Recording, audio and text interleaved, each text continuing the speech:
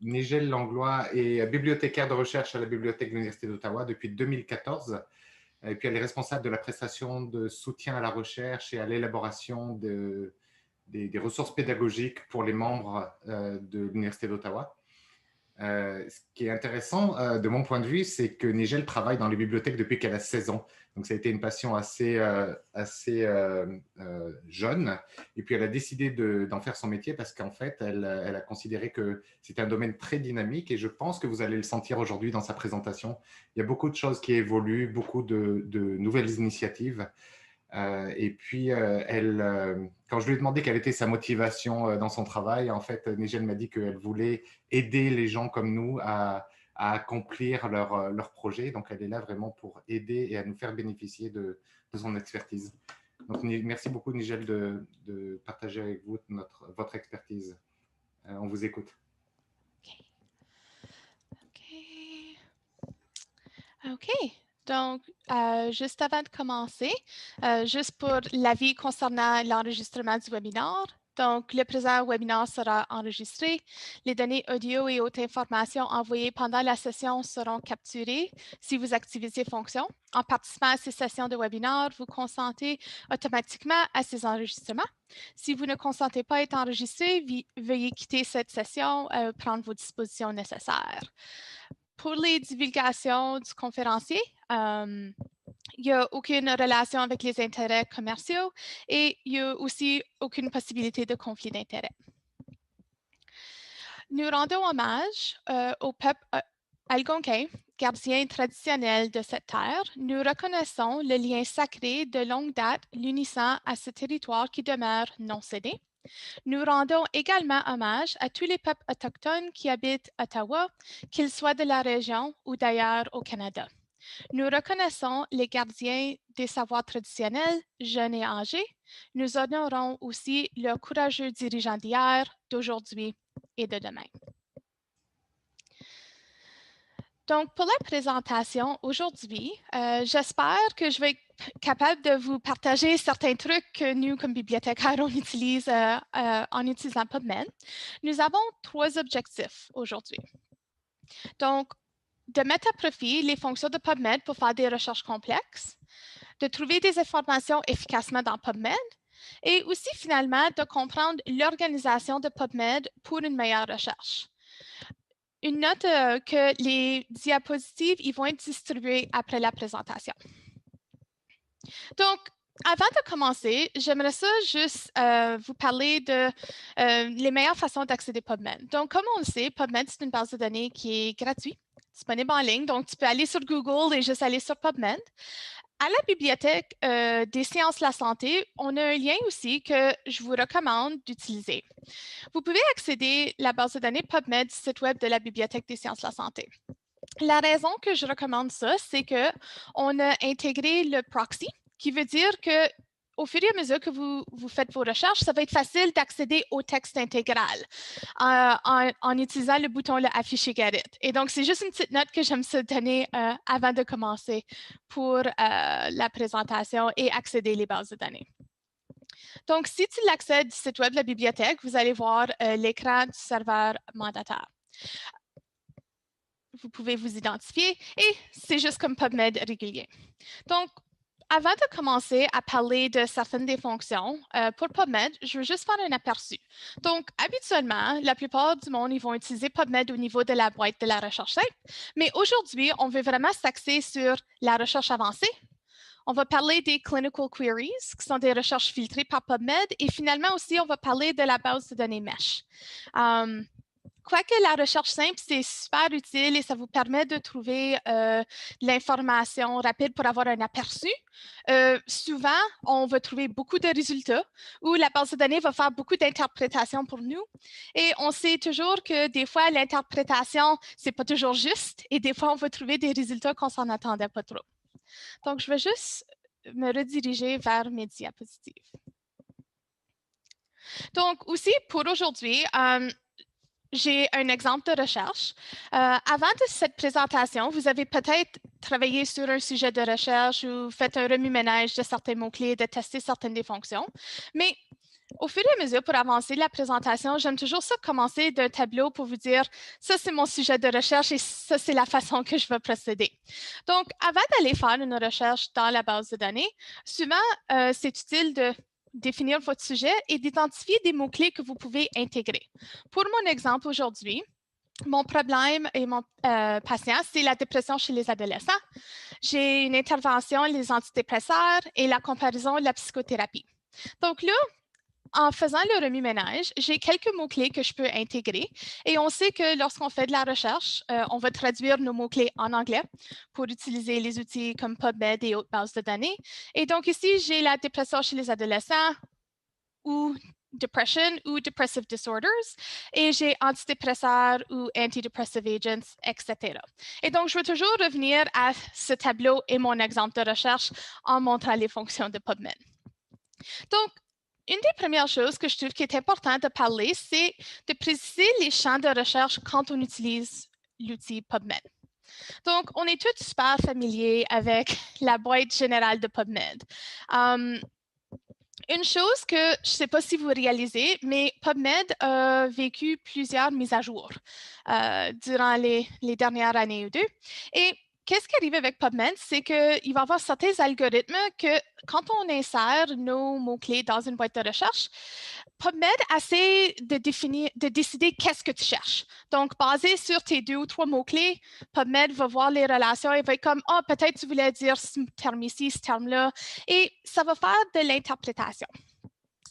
Cette interprétation, des fois, peut être juste, mais des fois aussi, tu ne vas pas trouver qu'est-ce que tu cherches. Et aussi, qu'est-ce qui arrive si tu as fait l'exercice de définir ton sujet de recherche avant de commencer la recherche? Comment est-ce que tu devrais approcher ta recherche? La première chose que moi, j'aime recommander, c'est vraiment de faire les recherches à partir de la recherche avancée. Ceci vous permet de définir le champ de recherche. Quand on ne définit pas un champ de recherche et on utilise une base de données, dans PubMed, la recherche défaut, c'est de chercher tous les champs dans un record d'un article. Ceci veut dire que, basé sur les mots-clés, PubMed va trouver des résultats où est-ce que tes termes vont peut-être paraître dans le titre, le résumé, mais aussi ça va paraître dans d'autres champs. Donc, des fois, tes mots-clés vont paraître dans la bibliographie, dans d'autres notes de record d'un article. Donc, même si on finit par trouver 38 000 résultats, ben, c'est peut-être un peu trop d'informations et des fois, ce n'est pas vraiment pertinent. Donc, une des approches qu'on recommande, c'est de vraiment identifier le champ de recherche et souvent, on va utiliser le titre et ou résumé. La raison qu'on fait cette recommandation, c'est que si tes mots de recherche, tes mots-clés, ils paraissent dans soit le titre ou le résumé, habituellement, ça va être quelque chose qui a le potentiel d'être plus pertinent. Et donc, sur les diapos, les champs les plus communs, c'est Title Abstract of PubMed. Et j'ai des liens vers l'information qui peut vous dire un peu plus à propos des champs. Et aussi, le champ Text Word est souvent utilisé par les gens quand ils utilisent PubMed. Donc, Text Word, c'est différent qu'une recherche de tous les champs. Text Word va chercher le titre, le résumé et aussi quelques autres champs comme les champs des mots-clés, etc. Mais c'est juste pas une recherche de tous les champs. Mais pour aujourd'hui, moi, je vais recommander le titre ou le résumé. Donc, si je me déplace à PubMed, je vais ignorer ma petite boîte de recherche ici. Je peux accéder à la recherche avancée d'ici ou sous Find Advanced Search. Combien d'entre vous utilisent la recherche avancée de PubMed? Est-ce que c'est une fonction que vous utilisez souvent? Oui. Oui, OK. OK. Donc, quand j'arrive au champ, je vais juste faire un zoom ici, désolé. Je vais juste rentrer dans l'écran. Là, j'ai différentes fonctions.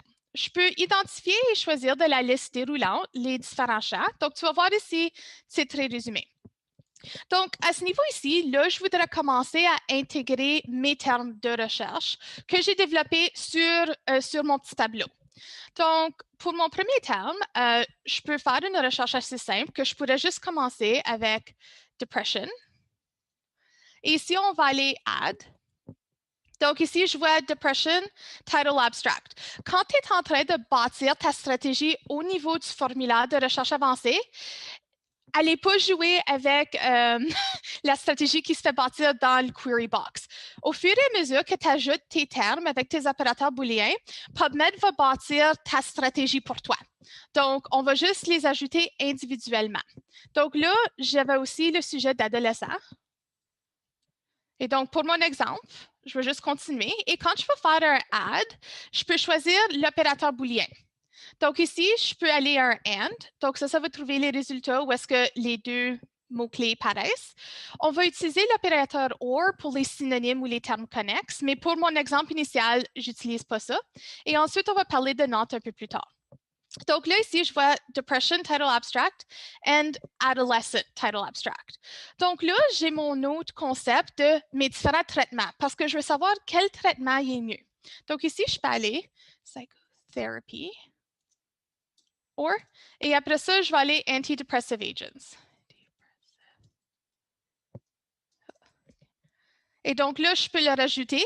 Et voici ma stratégie initiale avec juste mes mots-clés. Quand je fais ma recherche, je devrais avoir 303 résultats. Quand j'ai fait ma recherche initiale pour me préparer à aujourd'hui, je fais plus proche de 30 000 résultats avec la boîte de la recherche simple. Ça avait trouvé tellement de résultats dans ce cas-ci. Mais en utilisant mes opérateurs booléens, en utilisant les termes que j'ai identifiés durant mon remue-ménage initial, je suis capable de mieux cibler ma recherche. Et maintenant, j'ai 303 résultats. Donc, juste un petit rappel qu'il y a autres fonctions que vous pouvez aussi intégrer quand vous faites une recherche. Et je vais juste rouvrir mes diapos pour vous montrer ça. Donc, on a parlé des opérateurs booléens. Quand on fait nos recherches dans le champ avancé, c'est important d'utiliser l'opérateur booléen approprié. Donc, le « ou », c'est pour les synonymes ou les termes connexes. Le « et », ça va relier deux ou plusieurs idées. Et aussi, on a un opérateur « not » qui vous permet d'exclure des idées ou des termes. Je vous conseille vraiment de ne pas utiliser l'opérateur not, sauf dans certains cas particuliers. Des fois, en essayant d'exclure un mot-clé, ça va avoir des conséquences d'exclure des résultats qui seraient super pertinents. Donc, par exemple, si je faisais la même recherche de Depression Treatment Adolescence, mais après ça, je vais not anxiety. Bien, ça va exclure des résultats où est-ce que le terme anxiety il paraît dans le record. Mais ça veut dire que peut-être je vais exclure des résultats qui sont vraiment pertinents. Donc, j'aime ça vous informer de c'est quoi le not, mais je dis habituellement, quand tu es tenté d'exclure un terme de recherche, je recommande toujours de revérifier ta stratégie, de vérifier les termes de recherche qui sont utilisés et de voir si tu peux peaufiner la stratégie sans utiliser le not. Là, il y a certains autres trucs que tu peux utiliser dans PubMed qui sont vraiment utiles quand tu fais de la recherche à mots-clés. Donc, vous êtes probablement familier avec la recherche d'expression, mais aussi, il y a la fonction de troncature. Donc, la troncature, ça vous permet de trouver une fin alternative d'un terme. Quand on fait une recherche par mots-clés, on a besoin d'insérer tous les mots-clés possibles pour une idée. Donc, ça veut dire que si je cherche pour des résultats qui ont affaire avec le Canada, mais je veux Canadien, Canadienne, Canadian, il faudrait que j'écris Canada or Canadian or Canadien quand je fais ma recherche. Mais si je fais la troncature et je mets la petite étoile, ça va repérer les résultats où est-ce que le terme Canada ou Canadien paraissent. Donc, ça te permet d'élargir ta recherche et de ne pas avoir besoin de tout écrire individuellement. Et malheureusement, ça, c'est un des défis avec la recherche par mots-clés, c'est que quand on fait les mots-clés, on a besoin d'utiliser ces petits trucs pour trouver les variations, parce que sinon, j'ai besoin de toutes les écrire individuellement. La recherche d'expression est utilisée pour trouver une expression exacte. Et dans PubMed, une recherche d'expression, ça va être utile. Donc, pour mon exemple, j'ai activité physique. Si je mets activité physique entre les guillemets, ça va renvoyer la phrase exacte. Lorsqu'on ne met pas une guillemet, et on fait nos recherches dans une base de données, PubMed, peu importe la base de données, les bases de données vont assumer qu'il y a un « and » entre les termes de recherche. Donc, si je fais juste une recherche pour activité physique dans la boîte sans guillemets, la base de données va chercher pour activité and physique. Donc, ça veut dire que tu vas trouver des résultats où est-ce que tu retrouves la phrase exacte, mais aussi il va y avoir des résultats où est-ce que le terme activité and physique, ils paraissent dans le même record, mais ils ne vont pas être proches de l'un de l'autre. Donc, l'usage des guillemets, c'est vraiment utile dans PubMed parce que PubMed n'a pas d'opérateur de proximité. La seule chose que je dirais avec des recherches d'expression, c'est on veut toujours faire attention à l'orthographe parce que si c'est en guillemets, la base de données, elle cherche habituellement pour comment c'est écrit. Ou si on veut utiliser les guillemets dans les cas où est-ce que c'est vraiment important que ce soit une recherche d'une expression. Parce qu'une recherche d'expression, ça vous permet vraiment mieux de cibler vos résultats. Donc, comment est-ce que je peux intégrer certaines de ces fonctions-là avec ma stratégie que j'ai déjà développée? Donc, je vais juste renaviguer à PubMed. Si je veux consulter mon historique de recherche, je clique toujours sur Advanced et ici, je vois, voici ma recherche numéro 1. Donc, pour mes recherches initiales, je vais juste chercher pour Depression Adolescent, Psychotherapy or Antidepressive Agent. Donc, pour mon sujet, je peux faire encore Depression. Je vais choisir mon champ. Mais là, du côté de Adolescent, on sait que les ados, ça peut être exprimé par plusieurs différents mots-clés. Donc, comment est-ce que je peux utiliser la troncature pour m'aider? Donc, ici, si je vais Adolescent avec l'étoile, je vais trouver des résultats pour Adolescent, Adolescence, etc. Je peux aller où? On sait que teen, c'est un autre mot-clé qu'on utilise beaucoup. Donc là, ici, j'aurais teen, teenager, teens, etc. Donc là, je peux l'ajouter à ma recherche. Et ensuite, je pourrais ajouter mes autres idées. So, psychotherapy, je pourrais faire de la troncature pour celle-là aussi, avec l'étoile. Et ici, je m'assure d'avoir mes antidepressive agents, entre les guillemets. Et là, si je fais ma recherche, je devrais avoir plus de résultats parce que j'ai utilisé, là, j'ai 723 résultats. Donc, en utilisant la troncature, j'ai été capable d'élargir ma recherche. Donc là, je vais trouver plus de résultats qui ont le potentiel d'être pertinents, mais il n'a pas fallu que j'écris toutes les variations de mes mots-clés. Et ça, c'est toujours quelque chose de se rappeler, c'est que quand on fait nos recherches par mots-clés, on a besoin de penser à l'orthographe, les variations, et c'est vraiment utile d'utiliser des fonctions comme la troncature et la recherche de phrases exactes afin de vous permettre de trouver de la recherche, de trouver autant d'articles pertinents pour votre sujet. Et donc, ceci sont les stratégies vraiment de vous aider à faire des recherches un peu plus complexes, d'utiliser le formulaire de recherche avancé, intégrer les opérateurs booléens et utiliser la troncature et la recherche de phrases. Donc, avant de procéder un peu plus loin, je vais juste prendre une pause pour voir s'il y avait des questions.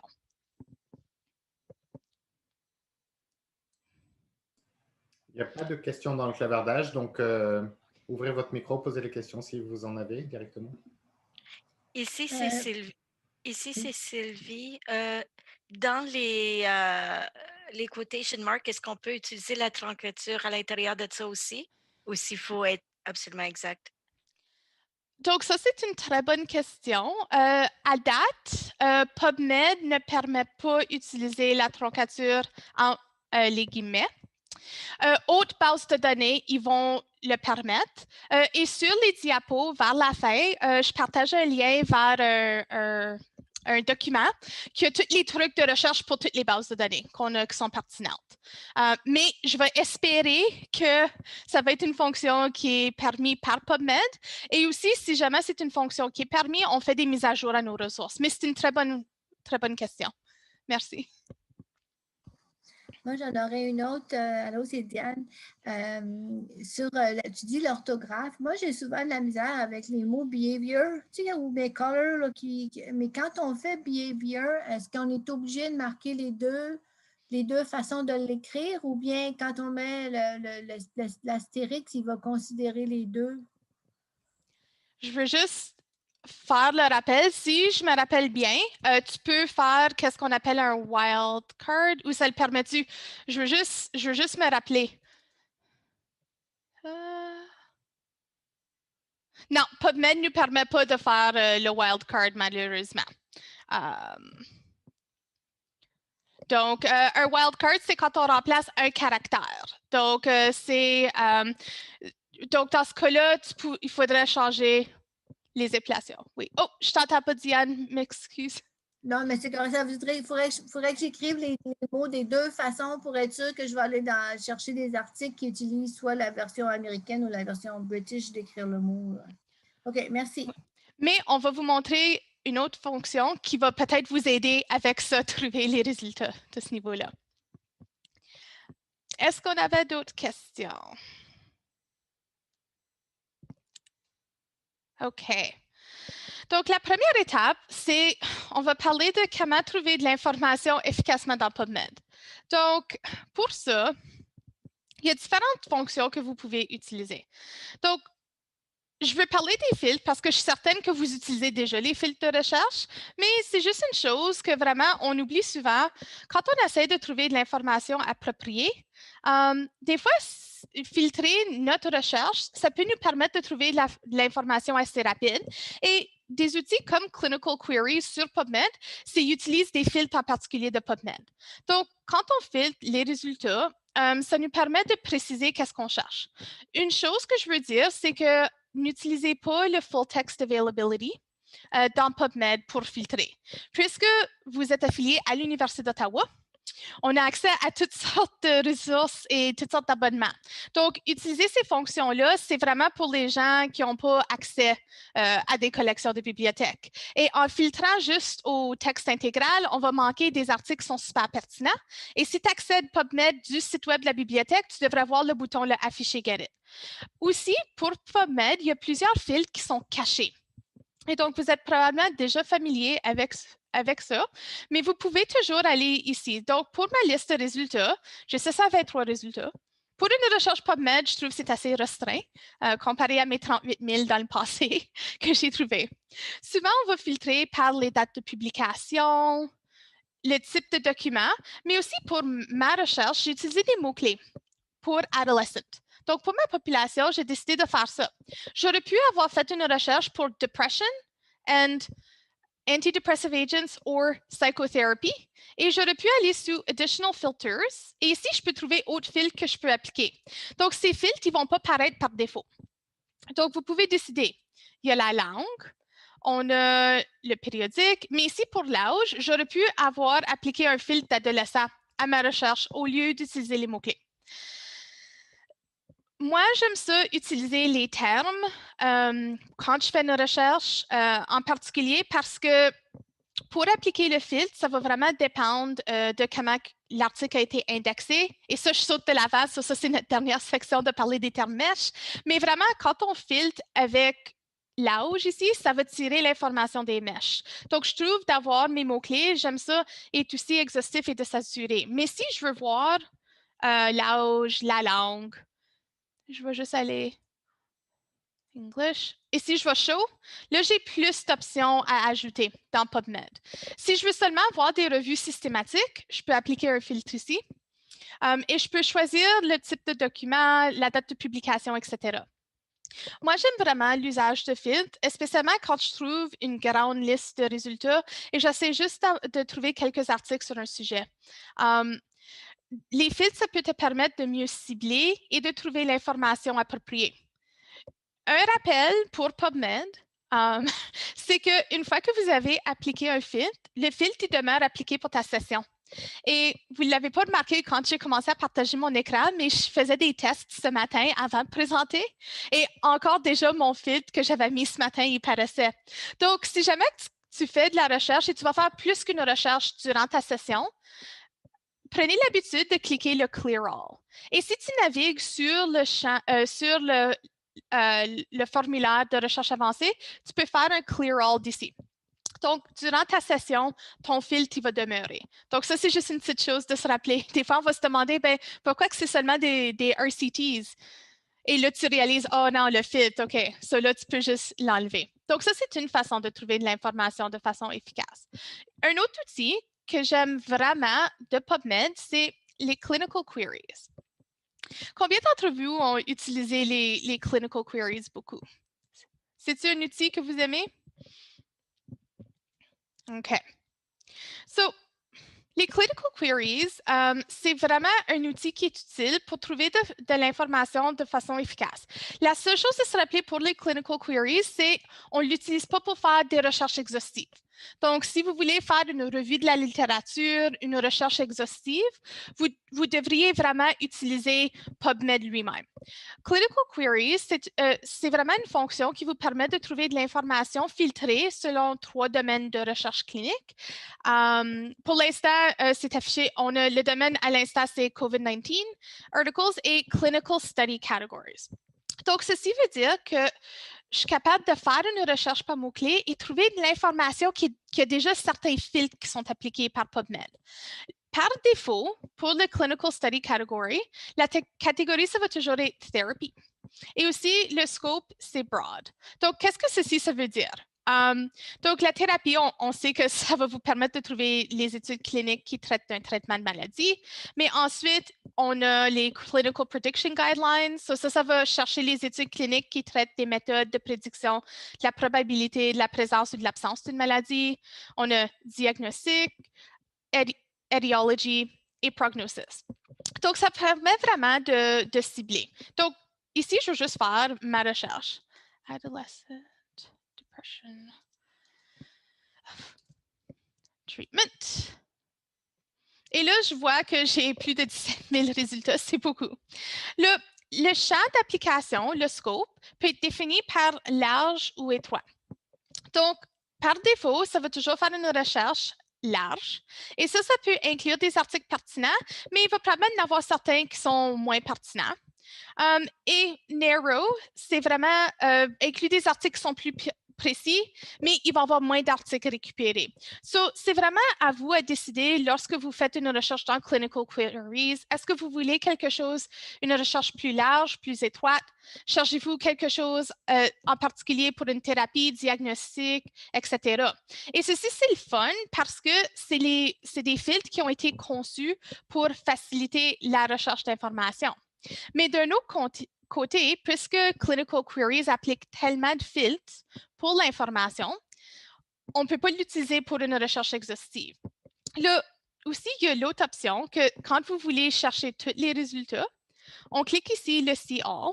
Et donc, même pour le scope qui est étroit, j'ai plus de 5000 résultats pour Clinical Queries. Mais ici, on voit que c'est ça les différents filtres qui sont appliqués.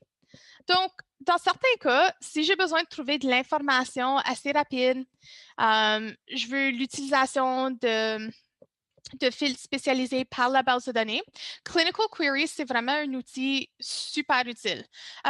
Aussi, les filtres pour le COVID sont super utiles si tu cherches pour de l'information en particulier.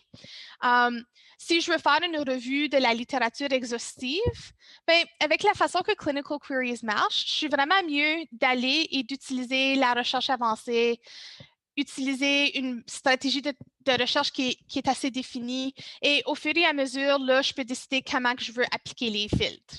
Mais c'est une des fonctions qui est super utile.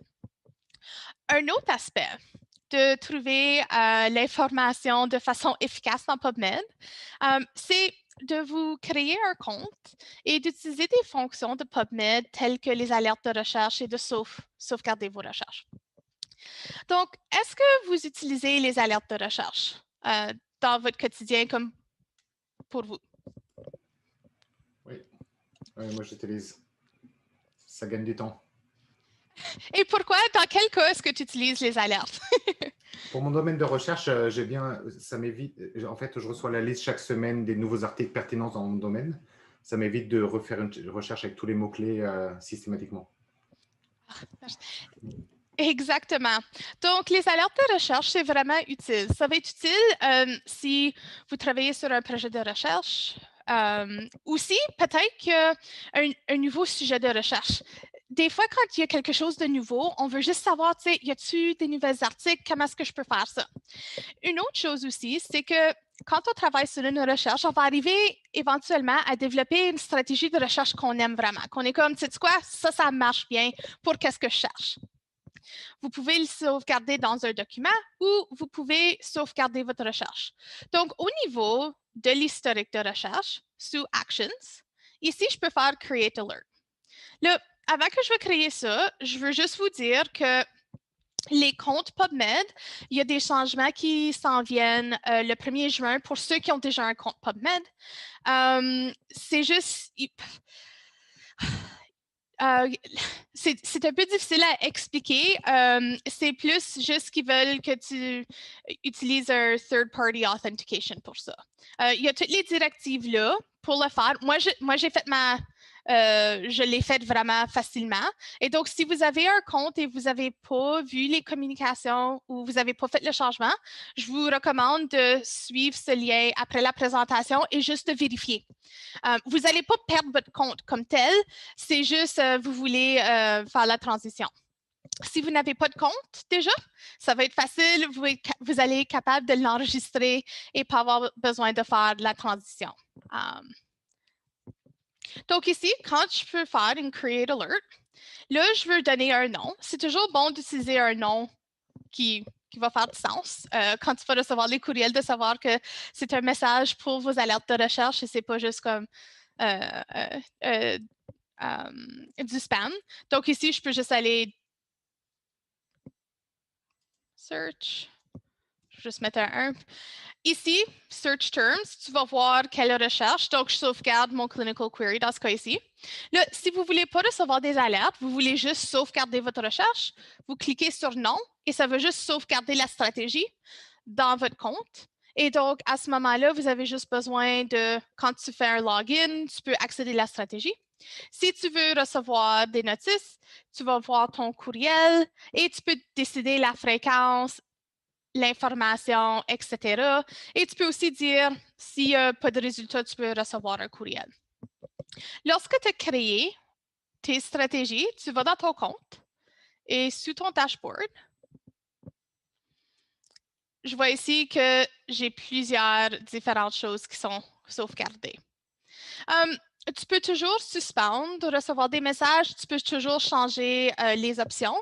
Donc, des fois, si tu vas en congé ou si tu vas être parti ou peut-être tu dis, tu sais quoi, ce projet-là, j'ai pas besoin d'avoir l'info, mais je veux pas me débarrasser de toute l'info. Tu peux toujours changer les différentes options avec ton compte. Donc, moi, je trouve que ceci, c'est super utile parce que c'est important de savoir c'est quoi les nouvelles publications, nouveaux articles pour certains sujets. Ça peut vous aider dans vos projets de recherche, mais aussi, je sais que dans certains sujets qui sont un peu plus nouveaux, des fois, on veut juste savoir quand il y a quelque chose qui vient juste apparaître. Donc, c'est super utile. Mais même pour que ces fonctions y marchent, on a besoin d'avoir une bonne stratégie de recherche qui utilise les bonnes terminologies et qui utilise des filtres appropriés, etc. Donc, ça, c'est une des façons que une autre façon que vous pouvez utiliser pour trouver de l'information de façon plus efficace. Je vais juste sortir d'ici et je veux juste, parce que je suis certaine qu'il y a certaines personnes qui se demandent qu'est-ce qui se passe. Ceci, c'est un lien qui va juste vous donner de l'information sur les changements au compte. Donc, moi, ça me fait longtemps que j'ai un compte NCBI. Ça fait comme je m'avais enregistré dans d'autres emplois avant. Donc, quand j'ai vu le message, j'étais un peu stressée. J'étais comme, on est à mon compte. Mais ça marche vraiment bien. Et si vous avez des difficultés à suivre le processus, le third-party login, tu peux contacter le help desk de NCBI et ils sont vite à répondre. Donc, je vais poser des questions et sont vraiment utiles. Donc, ça, c'est juste une chose de se rappeler. Si vous avez des difficultés à faire le third-party login ou federated credentials, communiquez avec NCBI, le help desk, et sont vraiment bons. Donc, ça, c'était juste une des petites choses que je voulais dire. Donc là, on a parlé de 3 différentes stratégies pour trouver de l'information efficacement. On a parlé des filtres, les clinical queries et aussi d'utiliser nos alertes de recherche. Donc, je vais faire une pause avant qu'on parle du 3e but de notre formation, de comprendre l'organisation de PubMed pour des questions.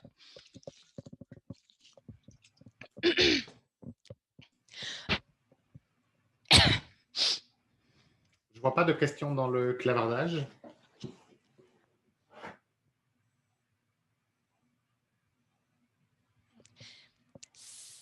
Si vous pensez à quelque chose, vous pouvez toujours mettre une question dans le clavardage et Dr. Bouet va me signaler.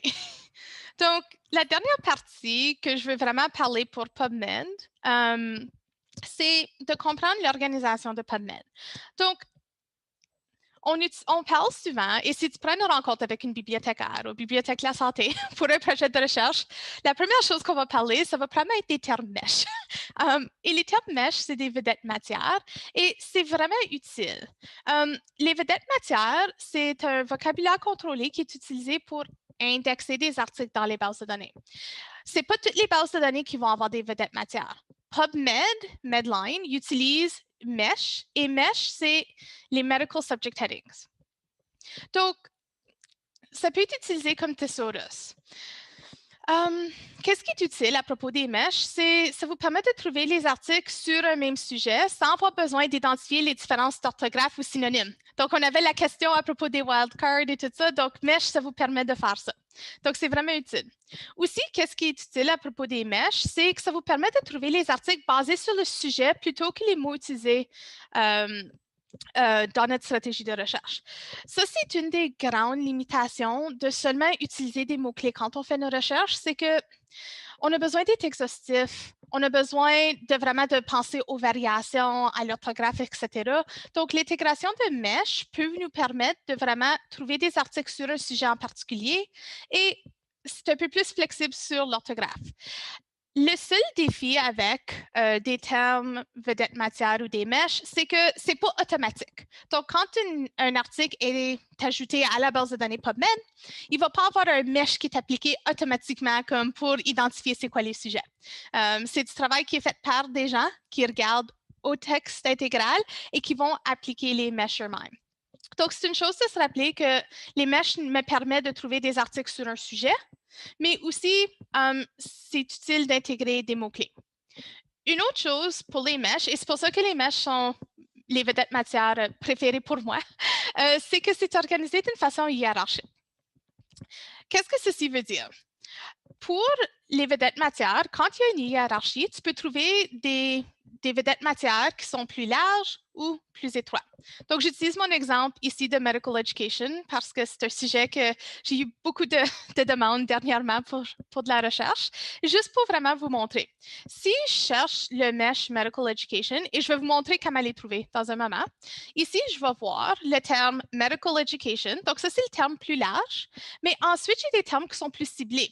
Donc, sous Medical Education, il y a Continuing Medical Education, Graduate Medical Education, UGME, etc. En naviguant l'hiérarchie, ça peut m'aider à trouver autres termes qui seraient appropriés. Peut-être pour mon sujet de recherche, le MESH plus large serait plus approprié. Ou, dans certains cas, peut-être je peux juste chercher à propos du développement de curriculum du côté du UGME. Bien là, je pourrais limiter ma recherche à Undergraduate Medical Education. OK. Donc, comment trouver les MESH? OK. Je vais juste retourner sur PubMed. Et ceci, quand on parlait au début, un petit aperçu, ici, on voit la base de données MESH. Il y a différentes façons que tu peux trouver les MESH appropriés.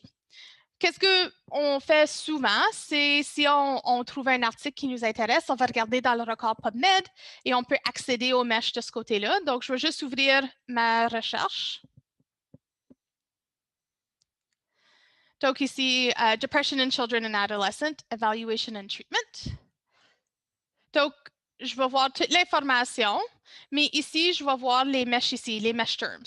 Donc, ça, c'est les termes qui sont utilisés pour indexer. Ça me donne une bonne idée, c'est quoi le sujet de l'article. Donc, ici, j'ai Adolescent, Antidepressive Agent, Psychotherapy, et il y a aussi autres facteurs, Risk Assessment, Risk Factors, etc.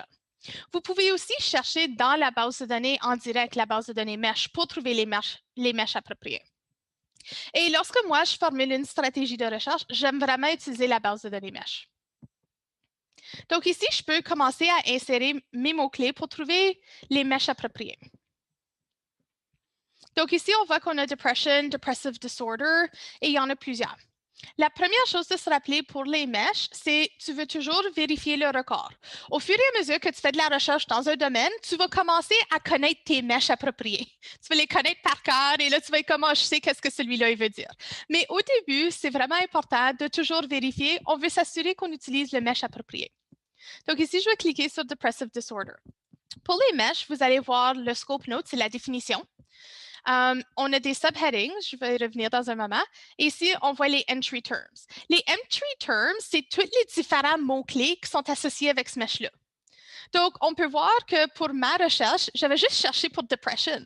Je n'avais pas cherché pour depressive disorder, depressive neurosis, etc. Donc, ceci, c'est tous les différents mots-clés qui sont associés avec ce mesh-là en particulier.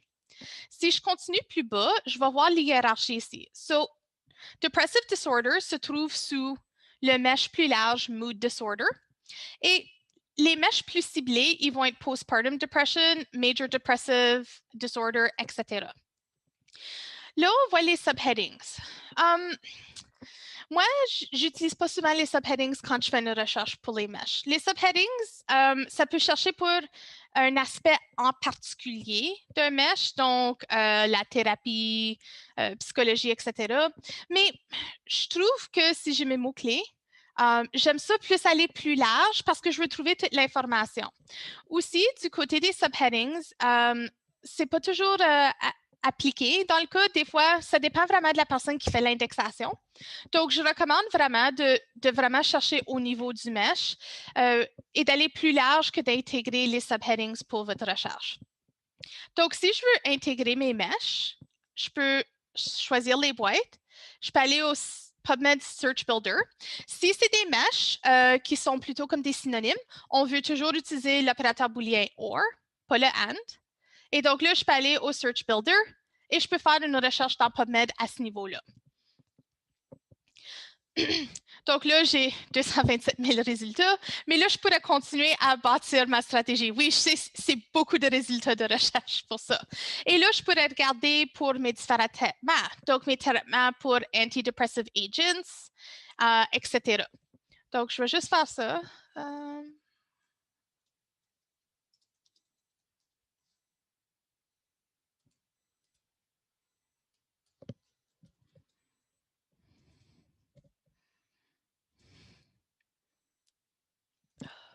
Oh. Et avec les mèches, l'orthographe, ça va compter aussi. Ça, si tu fais une faute d'orthographe, il ne va pas trouver ton terme approprié. Donc ici, je pourrais ajouter les mèches que je cherche et ensuite, je pourrais continuer à faire ma recherche. Donc, les mèches, c'est important parce que ça te permet de trouver des articles basés sur le sujet et c'est indépendant des mots-clés. Donc, si on utilise juste des mots-clés pour faire une recherche, s'il nous manque la terminologie, si on fait des fautes d'orthographe, des fois, on va manquer des résultats. Dans un cas idéal pour faire une recherche exhaustive, tu voudrais intégrer des mèches avec des mots-clés. Puisqu'il y a un délai entre l'indexation des articles dans une base de données, les mèches ne sont pas toujours appliquées automatiquement. Donc, c'est pour ça, dans ce cas-là, on voudrait aller et d'utiliser nos mots-clés. Donc, ici, je pourrais faire une recherche pour...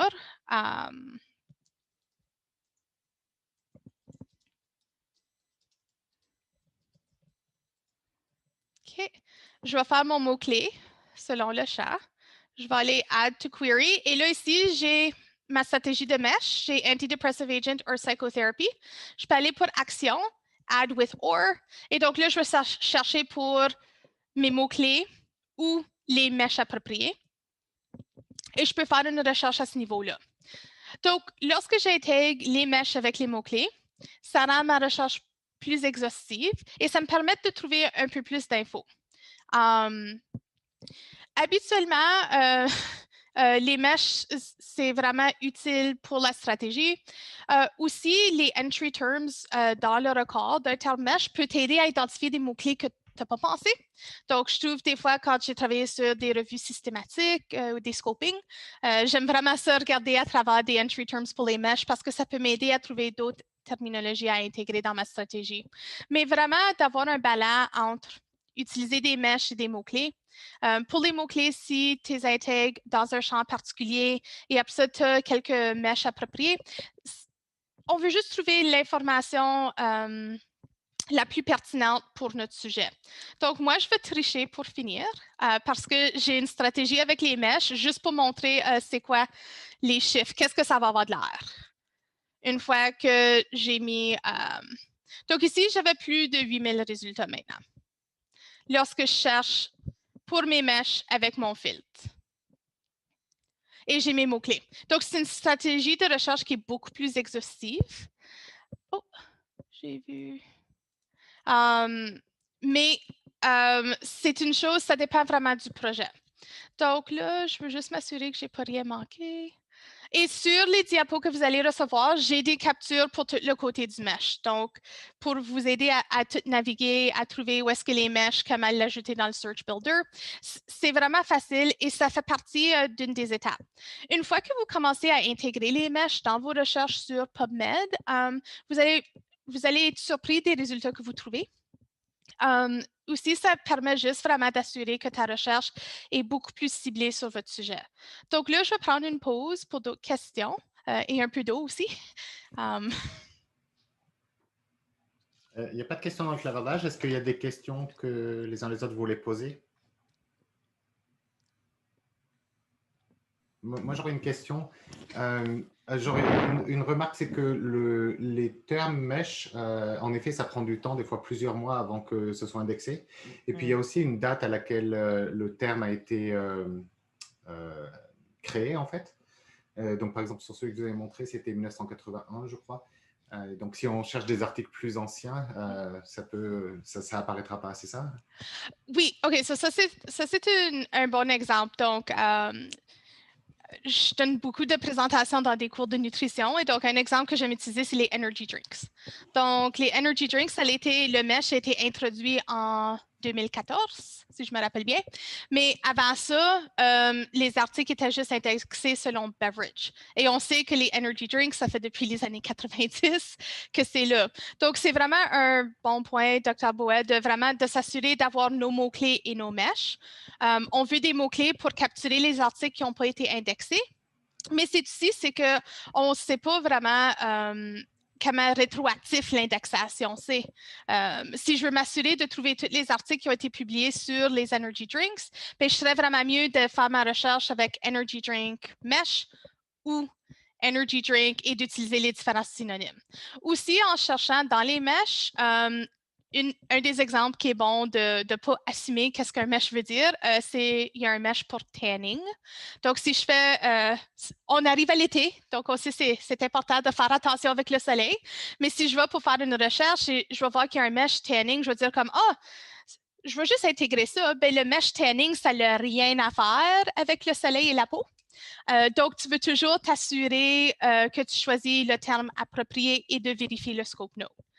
Mais les meshs sont super utiles et quand on fait des remue-ménages pour une stratégie de recherche, des fois que je trouve c'est utile dans le petit tableau que je vous ai montré initialement, de mettre des mots-clés et après ça, de commencer à chercher les meshs en faisant comme ce petit remue-ménage-là pour que quand tu arrives à la base de données, tu as une bonne idée de qu'est-ce que tu cherches.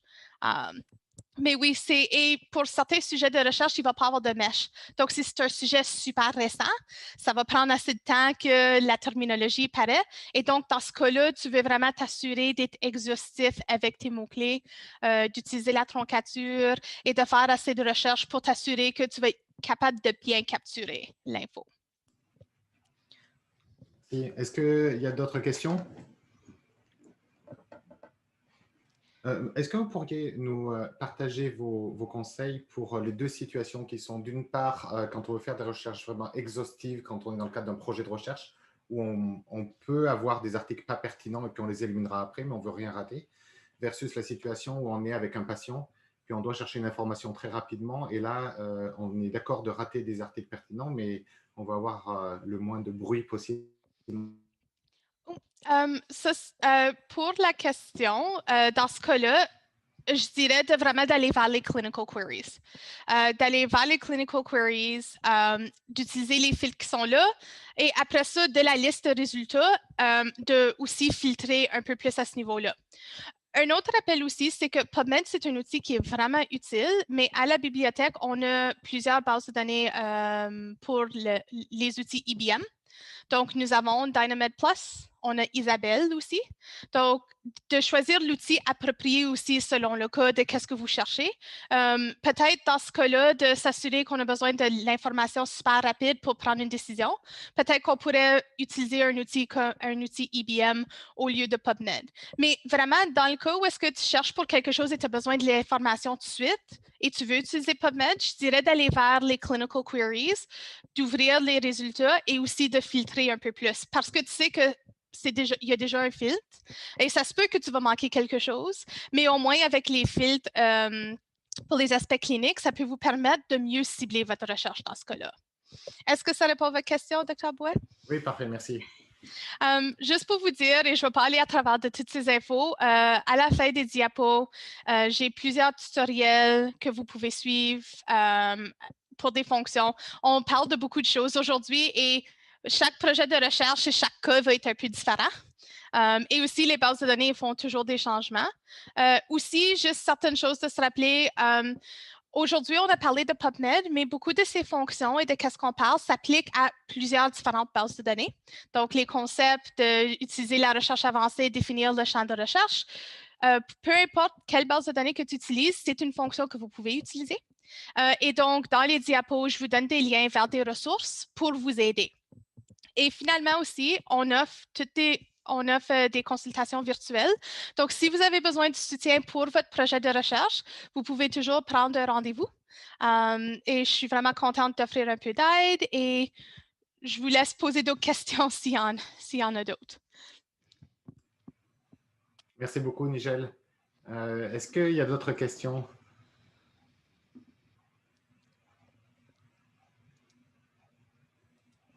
Est-ce qu'il y a des choses que vous aimeriez savoir qui n'ont pas été dites dans la présentation? Il y a beaucoup d'autres fonctions dans PubMed. Là, c'était un survol pour les choses les plus pertinentes pour se débrouiller rapidement.